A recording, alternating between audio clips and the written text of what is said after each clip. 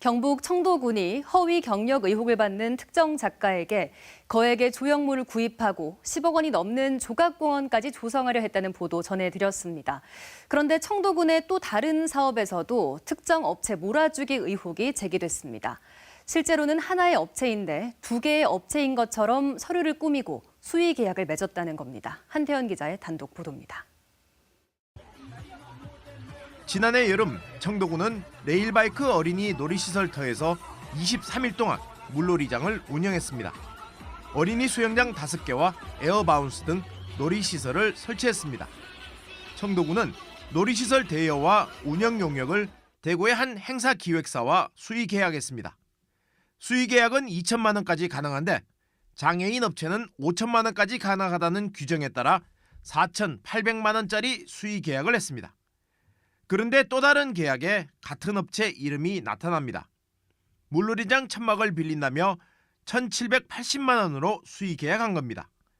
계약서상 업체 이름은 같지만 하나는 주소지가 대구, 하나는 청도로 돼 있습니다. 업체 대표 이름도 서로 다릅니다. 지난해 11월 청도군 의회에서 열린 행정사무감사에서 이 문제와 관련한 의혹 제기가 잇따랐습니다. 김규봉 의원은 각각의 수의 계약을 한 청도와 대구의 두 업체가 같은 곳이 아닌지 따져 물었고, 담당 과장은 업체 이름만 똑같을 뿐이지 사업자 등록증이라든지 대표자 이름 모두 다르다라며 문제가 없다고 답했습니다. 박성곤 의원은 두 업체 이름이 같은데 대표자 이름이 다르기 때문에 청도군 담당 과장이 문제가 없다고 답하는 것은 문제가 있다라고 지적하기도 했습니다. 청도군이 계약한 물놀이 시설 대여업체를 직접 찾아왔습니다. 그런데 업체 간판은 보이지 않고 대신 농업법인 간판이 보입니다. 청도군은 서류만 확인할 뿐이라며 오히려 취재진에게 무슨 문제냐고 되묻습니다. 사업자 등록증이 예를 들어서 청도에 있다 같으면 그걸 제가 뭐 그 업체에 가볼 수도 없는 거고 그렇잖아요. 저는 좀 궁금한 게 있는데 그게 뭐 그렇게 문제가 되나요? 물놀이장 운영 계약을 맺은 대구의 행사기획사 홈페이지입니다. 천막을 빌린 청도 지역 업체의 주소까지 올라와 있습니다.